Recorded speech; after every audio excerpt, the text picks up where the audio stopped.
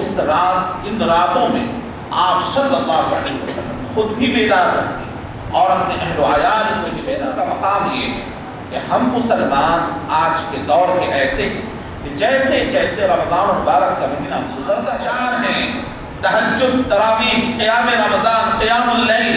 لیکن سب نماز ایک ہی ہے، رات کا قیام۔ رمضان میں کریں تو وہ قیام رمضان، دیگر مہینوں کے اندر میں کریں تو وہی قیام اللیل۔ قسموں میں سے ایک قسم جو ہے وہ عبادت جو ہے انفاق فی سبیل اللہ ہے، اللہ کے راستے میں۔ صلی اللہ علیہ وسلم بہت زیادہ اس قدر صدقہ کرتے کہ جیسے اس کی تیز و تند ہوا سے اس کی تشبیہوں کے پھر 5 اوصاف بیان کرتا ہے، یہاں تک کہ وہ مال احد پہاڑ کے مثل بن جاتا ہے، ثواب ہے، بچ گیا ہے تو اس کے اوپر 2.5% زکات آپ کو ادا کرنی ہے۔ جو نہیں ادا کرتا وہ اس آیت کی مصداق ہے، اور جہنم کے اندر تو اس کے مال کو دبا کر اس کے پیشانی پہلوؤں کو اور ان کی پیٹھ کو دابا جائے گا۔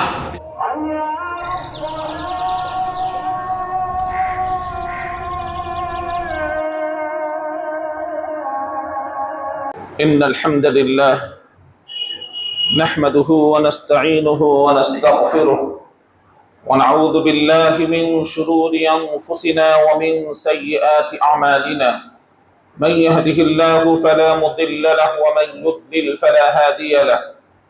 واشهد ان لا اله الا الله وحده لا شريك له،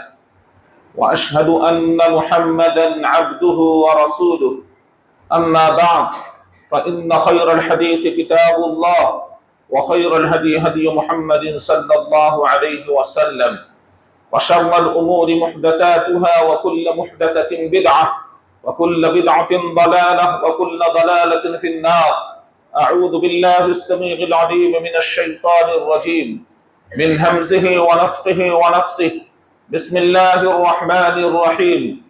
يا أيها الناس اتقوا ربكم الذي خلقكم من نفس واحدة وخلق منها زوجها وبث منهما رجالا كثيرا ونساء، واتقوا الله الذي تساءلون به والأرحام، إن الله كان عليكم رقيبا۔ يا أيها الذين آمنوا اتقوا الله حق تقاته ولا تموتن إلا وأنتم مسلمون۔ يا أيها الذين آمنوا اتقوا الله وقولوا قولا سديدا يصلح لكم أعمالكم ويغفر لكم ذنوبكم، ومن يطع الله ورسوله فقد فاز فوزا عظيما۔ وقال أعوذ بالله من الشيطان الرجيم، يا أيها الذين آمنوا أنفقوا مما رزقناكم من قبل أن يأتي يوم لا بيع فيه ولا خلة ولا شفاعة والكافرون هم الظالمون۔ تمام قسم کی تعریفات، حمد و ثنا، کبریائی اور بڑائی صرف اس ذات کے لیے لائق و زیبا ہے جو اپنی ذات کے اعتبار سے، اپنی صفات کے اعتبار سے، اپنی الوہیت یعنی عبادت کے اعتبار سے یکتا، تنہا اور بے مثل ہے۔ نہ تو اس کی ذات میں کوئی شریک، نہ اس کی صفات میں کوئی شریک، نہ اس کی عبادت میں کوئی شریک۔ وہ یکتا ہے، تنہا ہے، بے مثل ہے۔ وہ اول بھی اور اخیر بھی، اپنی قدرتوں سے ظاہر بھی اور نظر نہ آنے کی وجہ سے باطن بھی۔ وہ حی بھی ہے، قیوم بھی، قادر بھی اور قدیر بھی، رحمان بھی اور رحیم بھی، غفار بھی اور ستار بھی، ذو الجلال والاکرام بھی اور ذو العرش المجید بھی۔ حمد و ثنا صرف اور صرف اس ذات کے لیے ہے جس نے ہمیں آنکھ، کان، دل اور دماغ عطا فرمایا۔ حمد و ثنا صرف اور صرف اس ذات کے لیے ہے جس نے ہمیں اسلام جیسی عظیم نعمت سے سرفراز فرمایا اور اس نعمت کو قبول کرنے کی صلاحیت و توفیق بخشی۔ اتنی حمد و ثنا ہو کہ اللہ سبحانہ تعالی راضی ہو جائے۔ اللہم لک الحمد حمدا کثیرا طیبا مبارکا فیہ۔ اور درود و سلام ہو امام الانبیاء، خطیب الانبیاء، محمد عربی صلی اللہ علیہ وسلم پر، جو بشیر بھی اور نذیر بھی، صاحب کوثر بھی اور صاحب مقام محمود۔ اتنا درود و سلام ہو کہ اللہ سبحانہ تعالی راضی ہو جائے۔ اللہم صلی علی محمد وعلی آل محمد کما صلیت علی ابراہیم وعلی آل ابراہیم انک حمید مجید۔ اللہم بارک علی محمد وعلى آل محمد كما باركت على إبراهيم وعلى آل إبراهيم إنك حميد مجيد. حضرات گرامی، آج کے اس خطبہ جمعہ کے اندر ہمارا موضوع ہے انفاق فی سبیل اللہ. رمضان المبارک کے یہ آخری ایام چل رہے ہیں. اللہ تعالیٰ کی جانب سے خود رمضان ایک بہت بڑی نعمت ہے، اور رمضان المبارک کے اندر میں جو آخری عشرہ ہے، اس عشرے کی ایک الگ ہی بات ہے. اللہ کے نبی صلی اللہ علیہ وسلم جب اس عشرے کے اندر میں داخل ہوتے تو آپ صلی اللہ علیہ وسلم عبادت کے لیے اپنی قبر کو کس دیا کرتے تھے. اس کی راتوں کو اللہ کے نبی صلی اللہ علیہ وسلم بیدار ہو کر بتاتے، اور ان راتوں میں آپ صلی اللہ علیہ وسلم خود بھی بیدار رہتے اور اپنے اہل و عیال کو بھی بیدار رکھتے. وَشَدَّ لِإِذَارَ، اور اپنے قبر کو اللہ کے نبی صلی اللہ علیہ وسلم عبادت کے لیے کس دیا کرتے تھے. یعنی آپ صلی اللہ علیہ وسلم جو رمضان المبارک کا مہینہ گزرتا چلا جاتا، عبادت کے اندر میں اور زیادتی ہوتی چلی جاتی. لیکن افسوس کا مقام یہ ہے کہ ہم مسلمان آج کے دور کے ایسے ہیں کہ جیسے جیسے رمضان المبارک کا مہینہ گزرتا چلا جاتا ہے، ویسے ویسے ہمارے اندر میں عبادت کے اندر میں کمی آنی شروع ہو جاتی ہے. آخری عشرے تو پورے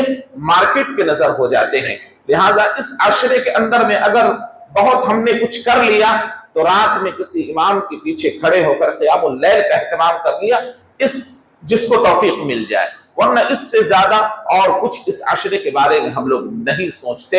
اور نہیں سمجھتے اور نہیں کچھ کرنے کی کوشش کرتے ہیں. جان لیجئے کہ یہ نعمت والا مہینہ ہم سے رخصت ہو رہا ہے، یہ نعمت والا مہینہ ہم سے جا رہا ہے. اور میں یہ کہوں کہ یہ مہینہ جو ہم سے رخصت ہو رہا ہے، دیگر مہینوں کے اندر میں کیا ہماری حالات ویسے ہی ہوں گے؟ ہمارے طور طریقے ویسے ہی ہوں گے؟ کیا ہمارے عبادت کا معاملہ جس طرح رمضان مبارک کے مہینے کے اندر میں تھا ویسے ہی دیگر ایام کے اندر میں ہوں گے؟ فرائض کی پابندی، نوافل کا اہتمام، تلاوت کلام اللہ، یہ ساری چیزیں ویسے ہی ہوں گی جیسے ہم رمضان مبارک کے اندر میں کیا کرتے تھے؟ ہم سمجھتے ہیں کہ الا ماشاء اللہ، شاید کہ کوئی ایسا ہو کہ رمضان مبارک کے اس ٹریننگ والے مہینے کے اندر میں، اس عظمت والے مہینے کو سے فائدہ اٹھا کر دیگر مہینوں کے اندر میں اس کی زندگی بدل جائے اور وہ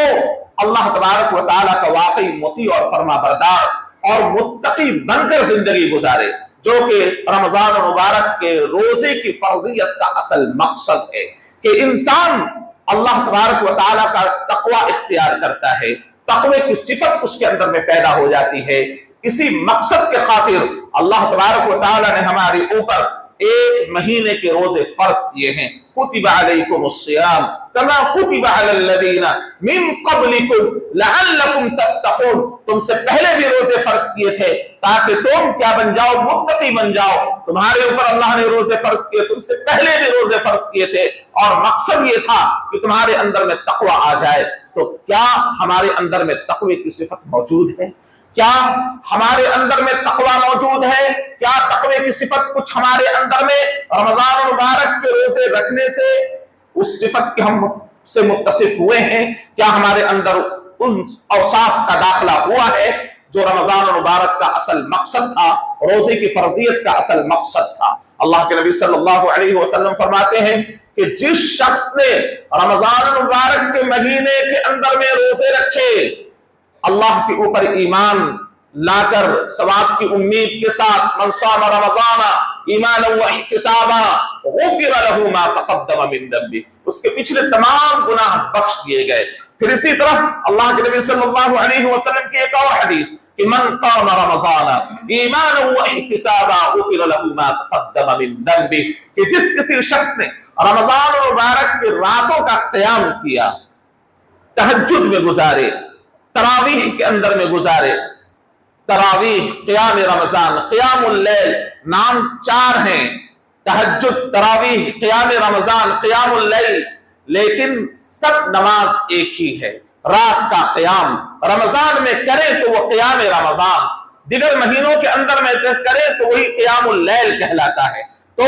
اللہ کے نبی صلی اللہ علیہ وسلم فرماتے ہیں کہ من قام رمضان ایمانا و احتسابا، جس کسی شخص نے رمضان کا قیام کیا ایمان کے ساتھ، ثواب کی امید میں، اس کے پچھلے تمام گناہ بخش دیے گئے۔ غفر لہ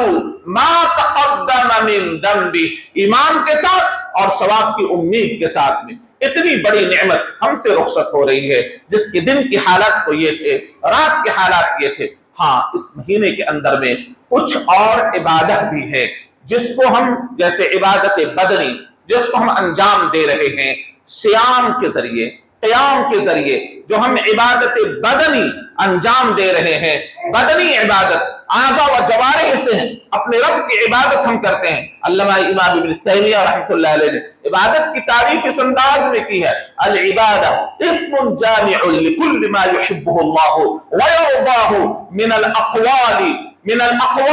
والاعمال الظاہرۃ والباطنہ۔ فرماتے ہیں کہ عبادت ایک ایسا ورڈ ہے، ایک ایسا لفظ ہے جس کے اندر میں تمام ایسے کام داخل ہیں جس کو اللہ تبارک و تعالی اپنے لیے پسند کرتا ہے، جس کے ارتکاب کے اوپر، جس کے کرنے کے اوپر اللہ تبارک و تعالی خوش ہوتا ہے، چاہے اس کا تعلق انسان کے ظاہری اعضاء و جوارح سے ہو، چاہے اس کا تعلق زبان سے ہو، جیسے ہم تسبیحات پڑھتے ہیں، سبحان اللہ کہتے ہیں، الحمدللہ کہتے ہیں، قرآن کی تلاوت کرتے ہیں،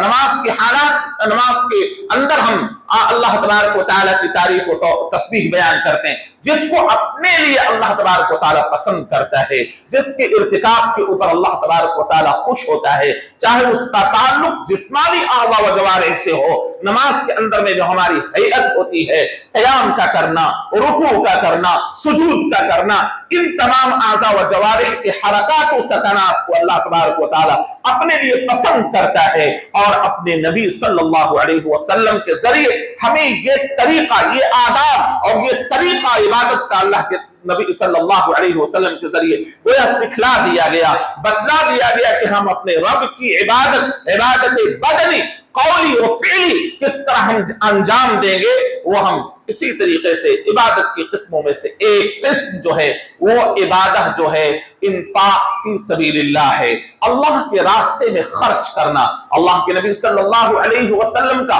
رمضان المبارک کے اندر میں معمول تھا کہ آپ صلی اللہ علیہ وسلم حضرت جبرائیل علیہ السلام سے ہر رات ملتے، اور قرآن مجید کا دور ہوتا، آپ صلی اللہ علیہ وسلم جب جبرائیل علیہ السلام سے ملتے تو آپ صلی اللہ علیہ وسلم بہت زیادہ صدقہ کرتے، آپ صلی اللہ علیہ وسلم بہت زیادہ اس قدر صدقہ کرتے کہ جیسے اس کی تیز و تند ہوا سے اس کی تشبیہ دی گئی ہے کہ آپ صلی اللہ علیہ وسلم کی حالت تیز و تند ہوا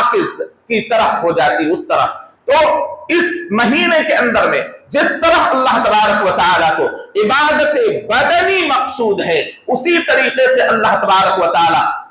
اس مہینے کے اندر میں عبادت مالی، جو مالی صدقات و خیرات ہم کرتے ہیں، اللہ کے راستے میں جو مال ہم خرچ کرتے ہیں، جو تقوی والوں کی صفت ہے، ہم یہ جائزہ لیں کہ ہمارے اندر میں اگر تقوی ہے تو کیا ہمارے اندر میں مال خرچ کرنے کا اللہ کے راستے میں یہ جذبہ ہمارے اندر میں پیدا ہوا ہے یا نہیں ہوا؟ اس لیے کہ قرآن مجید کے اندر میں جہاں کہیں بھی متقیوں کی صفات بیان کی گئی، جیسے فرمایا گیا کہ یہ کتاب ہدایت ہے کن کے لیے؟ متقیوں کے لیے، الذین یؤمنون بالغیب، اور متقیوں کے پھر 5 اوصاف بیان کیے جا رہے ہیں کہ جو غیب کے اوپر ایمان رکھنے والے ہوتے ہیں، ایمان بالغیب کا ثبوت دینے والے ہوتے ہیں، الذین یؤمنون بالغیب ویقیمون الصلاۃ، نماز کو قائم کرنے والے ہوتے ہیں، اور پھر تیسری صفت بیان کی جا رہی ہے وَمِمَّا رَزَقْنَاهُمْ يُنْفِقُونَ، اور جو کچھ بھی ہم نے ان کو عطا کیا ہے،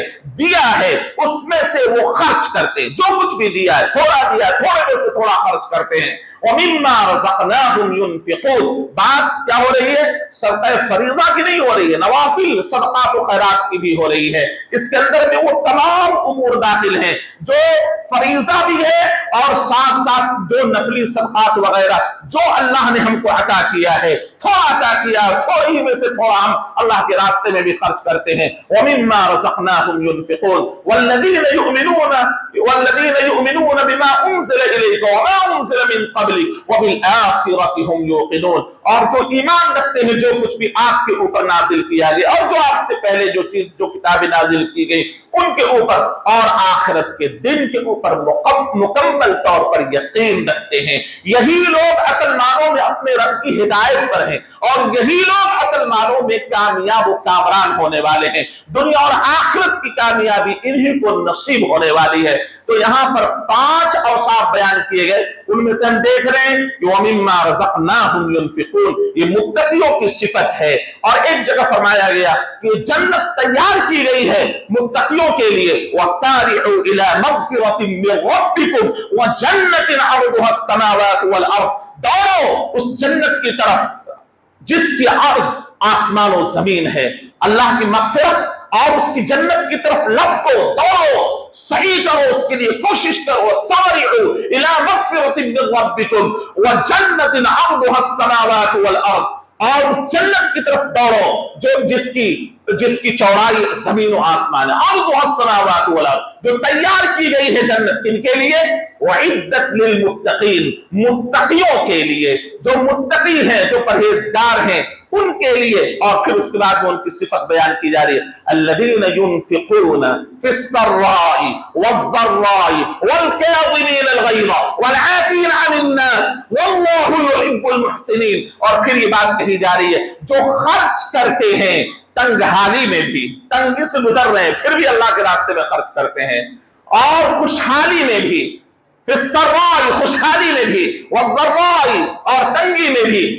بھی ہوتے ہیں، اس میں بھی اداس نہیں آتے، وہ اللہ کے راستے میں خرچ کرتے رہتے ہیں، اور وہ غصے کو پی جانے والے ہوتے ہیں۔ والکاظمین الغیظ، متقی کون ہے؟ ایسے لوگ ہیں جو غصے کو پی جانے والے، والکاظمین الغیظ والعافین عن الناس، اور لوگوں کے ساتھ میں معافی کا معاملہ کرنے والے ہیں، عفو درگزر کا معاملہ کرنے والے ہیں۔ کسی نے کسی کو مار دیا، عفو درگزر سے کام لیا، گالی دے دی، عفو درگزر سے کام لیا۔ تو متقیوں کی صفات یہ ہے کہ وہ بدلے کے اوپر نہیں آتے، وہ معاف کرنے والے ہوتے ہیں۔ بھائی غلطی ہوئی، یہ ہوا، معاف کرنے والے ہوتے ہیں، عفو درگزر کا کام کرنے والے ہوتے ہیں۔ اللہ کے نبی صلی اللہ علیہ وسلم نے حضرت عائشہ رضی اللہ تعالی عنہا کو جب انہوں نے سوال کیا، یا رسول اللہ جب قدر والی رات میں پالوں تو میں کیا پڑھوں، میں کیا کروں اس کے اندر میں؟ تو آپ صلی اللہ علیہ وسلم نے فرمایا کہ تو یہ کہو، اللہم انک عفو تحب العفو فاعف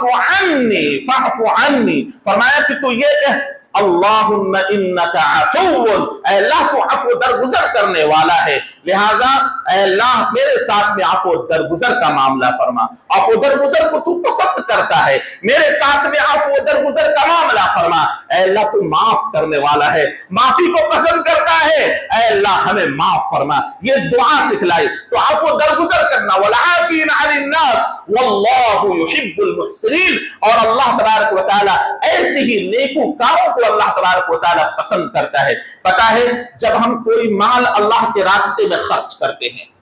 جو مال خرچ کرتے ہیں، جتنی اللہ نے استطاعت دے رکھی ہے، صحیح حدیث کی روشنی میں بتا رہا ہوں کہ اس مال کو اللہ تبارک و تعالی جو اخلاص کے ساتھ میں جس مال کو خرچ کیا گیا ہے اپنے داہنے ہاتھ میں لے لیتا ہے، اور اللہ اس کی پرورش کرتا ہے۔ حدیث کے اندر میں الفاظ ہیں کہ پرورش اس طرح کرتا ہے جیسے تم گائے کے بچڑے کی پرورش کرتے ہو، یہاں تک کہ وہ احد پہاڑ کے مثل ہو جاتا ہے۔ ایک گٹھلی کھجور کے ایک گٹھلی کے بارے میں کوئی صدقہ کرتا ہے، اللہ تعالیٰ اس کو اپنے داہنے ہاتھ میں لے لیتا ہے اور اس کو اللہ تبارک و تعالیٰ بڑھاتا ہے، اس کی پرورش کرتا ہے، یہاں تک کہ وہ مال احد پہاڑ کے مثل بن جاتا ہے، یعنی ثواب کے اعتبار سے اللہ تبارک و تعالیٰ اس کو بڑھا دیتا ہے۔ تو اللہ تعالیٰ صدقات کو، خیرات کو بے انتہا پسند کرتا ہے۔ لہذا ہم صدقہ و خیرات کرنے والے بنے اور لوگوں کو دینے والے بنے، غربا، مساکین، فقراء کی امداد کرنے والے بنے، جیسے جو کچھ بھی اللہ تبارک و تعالیٰ نے ہمیں عطا کر رکھا ہے، جہاں جہاں خرچ کرنا ہے اللہ کے راستے میں ہمیں وہاں وہاں خرچ کرنا ہے۔ بہرحال اس کی مثال کیا ہے؟ جب ہم کوئی مال خرچ کرتے ہیں، اللہ تبارک و تعالیٰ فرماتا ہے اعوذ باللہ من الشیطان الرجیم بسم اللہ الرحمن الرحیم مثل الذین ينفقون اموالهم فی سبیل اللہ كمثل حبة انبتت 7 سنابل فی کل سنبلۃ 100 حبة فی کل سنبلۃ 100 حبة۔ مثال دیکھیے اللہ تعالیٰ کس طرح بیان فرما رہا ہے، ان لوگوں کی مثال جو لوگ خرچ کرتے ہیں اپنے مال کو اللہ کے راستے میں، الذین ينفقون فی سبیل کمثل حبۃ، اس گیہوں کے اس دانے کے مانند ہے جو زمین کے اندر میں جس کو لگا دیا گیا، اور اس دانے نے اگائی کتنی 7 بالیاں، ایک کوپلا نکلا اور اس کوپلے کے اندر میں کتنی بالیاں لگی ہوئی؟ 7 بالیاں لگی ہوئی، اور ہر بالی کے اندر میں 100 دانے۔ اللہ مثال بیان کر رہا ہے، سمجھانے 100 دانے ہم نے لگایا تھا زمین میں، ایک دانہ، اور اس دانے سے نکلا ایک کوپلا، اور اس کوپلے کے اندر میں کتنی بالیاں تھی؟ 7 بالیاں، اور ہر بالی کے اندر میں کتنے دانے؟ 100 دانے۔ واللہ یضاعف لمن یشاء، اور پھر آگے اللہ کہہ رہا ہے کہ اس ابھی اتنے پر بس نہیں ہے، اتنے پر نہیں، کتنے ہو گئے؟ ایک خرچ کیا 700 دانے، ہر بالی کے اندر میں کتنے ہو گئے؟ 700۔ اور واللہ یضاعف لمن یشاء، اور اخلاص جس کے اندر بھی جتنا پائے اللہ دیکھے گا، اس کے مطابق اللہ تبارک و تعالیٰ اور زیادہ جس کے لیے چاہے گا اس کو اور بڑھا چڑھا کر دے گا، صرف محدود نہیں کیا اللہ نے، جس کے لیے چاہے گا اتنا تو ملنا ہے انشاءاللہ۔ اس کے علاوہ اگر ہمارے اوپر ہم نے کسی کے اوپر احسان نہیں جتلایا، کسی کو ہم نے تکلیف دے کر اپنے صدقات و خیرات کو ہم نے باطل نہیں کیا، جیسے قرآن منع کر رہا ہے اگلی آیت کے اندر میں، یا ایھا الذین آمنوا لا تبطلوا صدقاتکم بالمن والاذی، اے ایمان والو اپنے صدقات و خیرات کو احسان جتلا کر اور تکلیف پہنچا کر باطل مت کرو، ضائع مت کرو۔ کہہ دیا گیا جو لوگ اپنے مال کو خرچ کرتے ہیں اس کے پیچھے احسان جتلاتے ہیں یا تکلیف پہنچاتے ہیں، اس سے بہتر ہے کہ وہ صدقہ و خیرات نہ کریں اور وہ بھلی بات کہہ دیں۔ بہتر ہے کہ وہ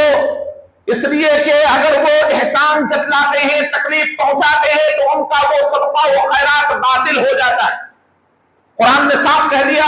کہ اے ایمان والو اپنے صدقات و خیرات کو تم باطل مت کرو۔ لہذا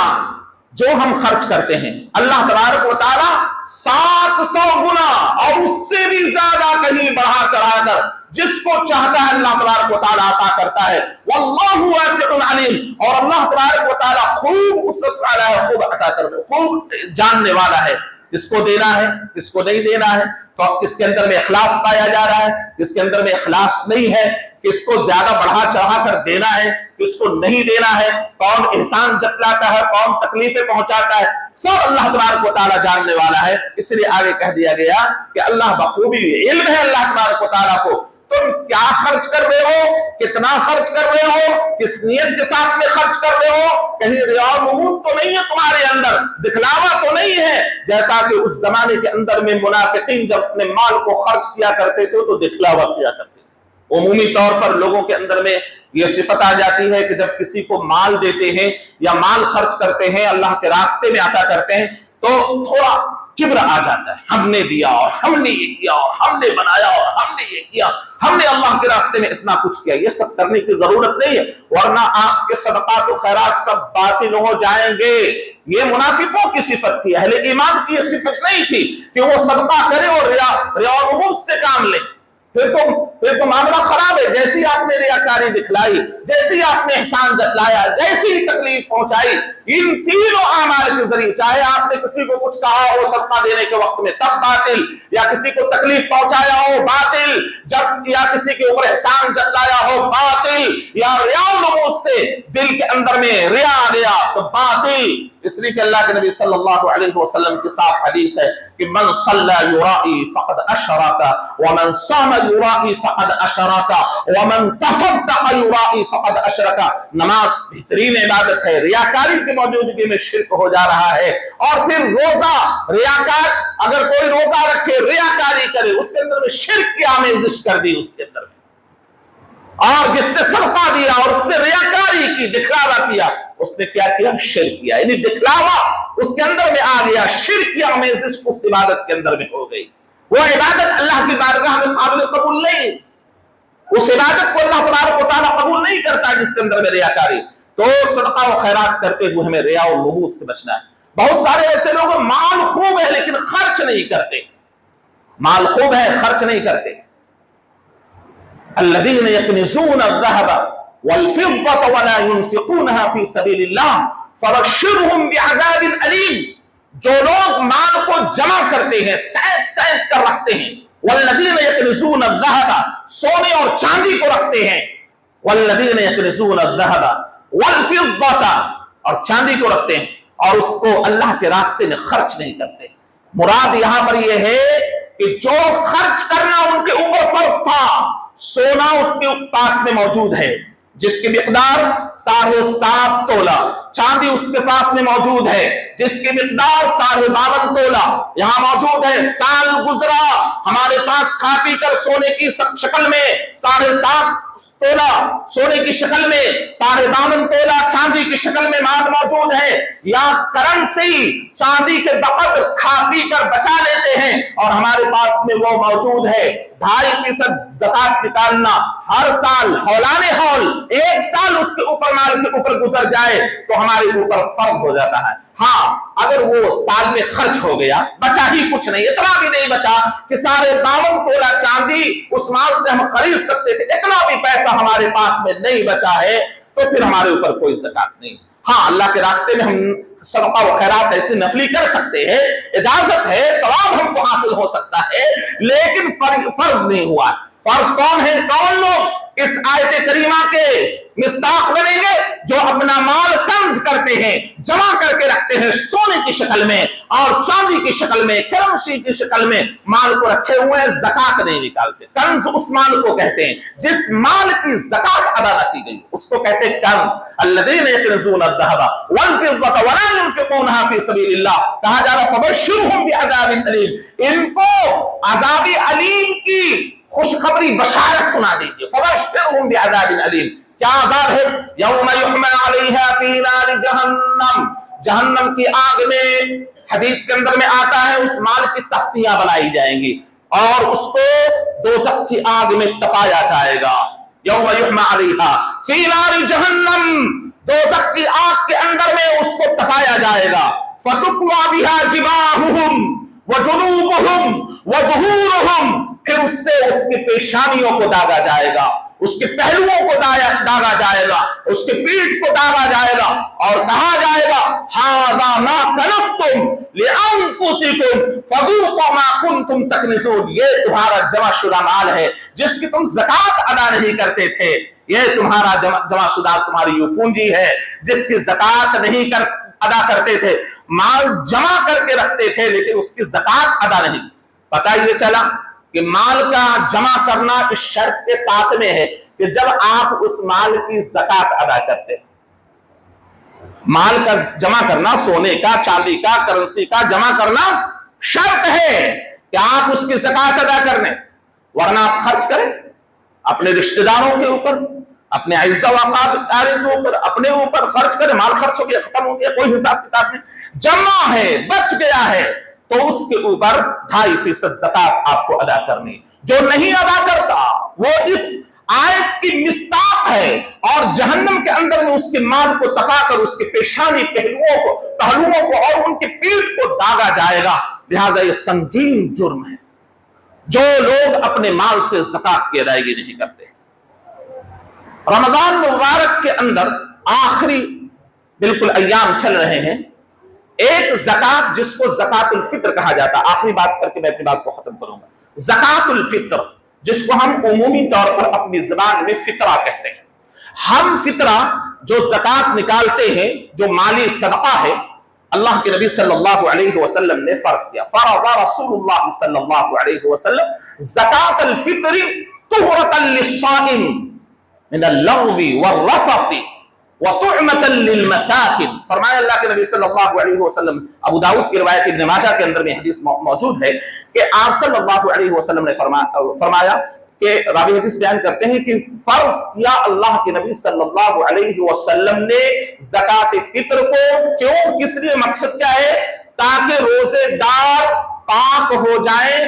لہو لعب اور ایسی باتوں سے جو روزے کی حالت میں سرزد ہوئی، جو نامناسب بات تھی، زبان سے کچھ بات نکل گئی، تو طہرۃ للصائم، روزے دار کی پاکیزگی کا یہ سبب بنتا ہے، اور مسکینوں کے کھانے کا انتظام ہو جاتا ہے کہ عید کے دن کوئی بھیک مانگتا ہوا نہ پھرے، عید کے اندر میں کوئی بھوکا نہ ہو، خوشی کا دن ہے اور مسلمانوں کا ایک بہت بڑا تہوار ہے، اس کے اندر میں کوئی بھوکا نہ رہے، ایک تو طعمۃ للمساکن، مسکینوں کے لیے کھانے کا پورا انتظام ہو جائے۔ تو پتہ یہ چلا کہ زکات الفطر ہمارے اوپر کیا ہے، فرض ہے۔ اب کیا فرض ہے، کتنا فرض ہے؟ اللہ کے نبی صلی اللہ علیہ وسلم فرماتے ہیں کہ اللہ کے نبی عبداللہ ابن عمر رضی اللہ عنہما فرماتے ہیں کہ اللہ کے نبی صلی اللہ علیہ وسلم نے فرض کیا ہے صاعا من تمر او صاعا من شعیر او ایک روایت کے مطابق او صاعا من زبیب او صاعا من اقط او صاعا من شعیر، اللہ کے نبی صلی اللہ علیہ وسلم نے کھانے کی اجناس میں سے جو، کشمش، منقع، پھر اس کے بعد میں شعیر جس کو جو کہا جاتا ہے، ان میں سے ایک سا اللہ کے نبی صلی اللہ علیہ وسلم نے فرض کیا، اور اس زمانے کے اندر میں زیادہ تر کھانا انہی چیزوں میں سے ہوا کرتا تھا، خوراک انہی چیزوں میں سے ہوتا تھا، تو خوراک میں سے، اور ایک روایت کے اندر میں الفاظ یہ ہے کہ صاع من طعام، کھانے کے اجناس میں سے اللہ کے نبی صلی اللہ علیہ وسلم نے ایک سا فرض کیا۔ اور جو آدھا سا والی جو روایت ہے، جس کے بارے میں عبداللہ ابن عباس رضی اللہ عنہما کی طرف منقول ہے کہ بصرہ میں گئے، منبر پر چڑھے اور انہوں نے خطبہ دیا اور ہر اجناس کا ایک سا ذکر کیا، اور گیہوں کی جب باری آئی تو انہوں نے نصف شا کا تذکرہ کر دیا کہ نصف شا، لیکن اس حدیث کے اندر میں جو انقطاع ہے کہ حسن بصری کی سماعت حضرت عبداللہ ابن عباس رضی اللہ عنہما سے ثابت نہیں ہے، لہذا اور اس کے علاوہ بھی اس روایت کے اندر میں ضعف ہے، جس کی وجہ پر وہ روایت ضعیف ہے، جو کہ صحیح روایتوں کے اوپر فوقیت اس کو عطا نہیں کی جا سکتی۔ اور ایک مرتبہ امیر معاویہ رضی اللہ تعالی عنہ کا صرف اتنی بات کہنا کہ میں سمجھتا ہوں گیہوں کا آدھا سا کھجور کے ایک سا کے مقابلے میں، یعنی کھجور کا ایک سا ہو اور گیہوں کا آدھا سا ہو، میں اس کے برابر سمجھتا ہوں، لیکن اللہ کے نبی صلی اللہ علیہ وسلم سے جو فرض ہے وہ ایک سا ہے۔ حضرت علی رضی اللہ تعالی عنہ کی دور خلافت کے اندر میں جب عبداللہ ابن عباس رضی اللہ عنہما نے یہ بصرہ کے اندر میں خطبہ دیا، حضرت علی منبر پر آئے اور انہوں نے بھی خطبہ دیا کہ پہلے گیرانی کی اس وجہ کر گیہوں کے سلسلے میں یہ بات کہی گئی تھی، اب میں سمجھتا ہوں کہ لوگوں کے پاس میں فاروانی آ گئی ہے، ہر جنس سے ایک سا نکالنا ضروری، لیکن لوگ اس کو بھول گئے اور آدھا سا کے اوپر کھل کر فتوا دیتے ہیں، اور تمام اجناس سے لوگوں نے آدھا سا نکالنا شروع کر دیا۔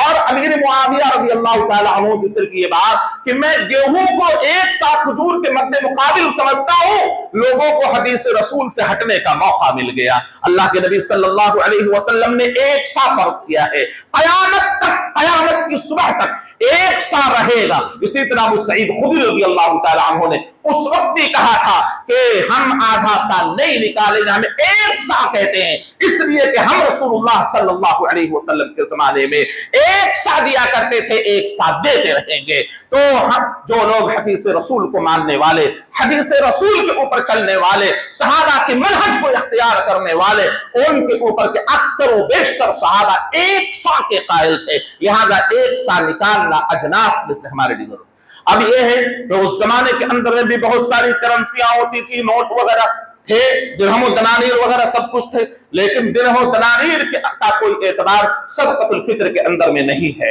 یعنی کوئی ثابت نہیں ہے کہ آپ نے صدقۃ الفطر کے اندر میں درہم و دنانیر کو لایا، جنس کو لایا، کھانے پینے کی اشیاء کو نکالا۔ اس لیے علماء عرب اس بات پر متفق ہیں کہ کھانے پینے کی اشیاء میں سے ہی صدقۃ الفطر کی ادائیگی ہوگی، اور باضابطہ